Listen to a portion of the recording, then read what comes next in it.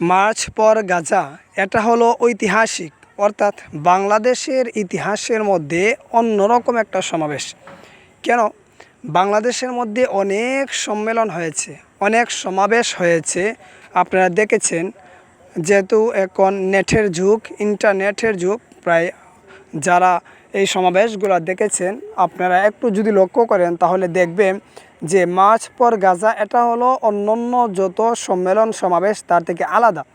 কেন? আপনারা দেখেন এখানের মধ্যে, অর্থাৎ মার্চ ফর গাজার মধ্যে অংশগ্রহণ করেছেন বাংলাদেশের যত রকমের রাজনৈতিক দল রয়েছে তারা, এবং তারা ব্যতীত অরাজনৈতিক যত সংগঠন রয়েছে প্রত্যেকেই এতে অংশগ্রহণ করেছেন। এর দ্বারা বোঝা গেল একটা হলো রাজনৈতিক যত সম্মেলনগুলো সমাবেশগুলো এর থেকে ব্যতিক্রম, কারণ সবাই ঐক্যবদ্ধভাবে আজকে মার্চ ফর গাজার মাধ্যমে বুঝিয়ে দিল সারা বিশ্বকে বাংলাদেশ হলো অন্যরকম।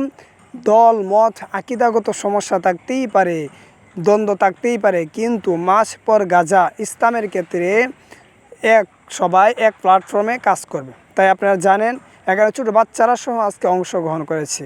ছোটো বাচ্চা এবং পেশাজীবী যারা চাকরি করে যত রকমের, অর্থাৎ রিক্সা চালক, ভ্যান চালক সহ সবাই ঐক্যবদ্ধ, কাঁধে কাঁধ মিলিয়ে সারা বিশ্বকে জানিয়ে দিল বাংলার মুসলিমরা এক ঐক্যবদ্ধ।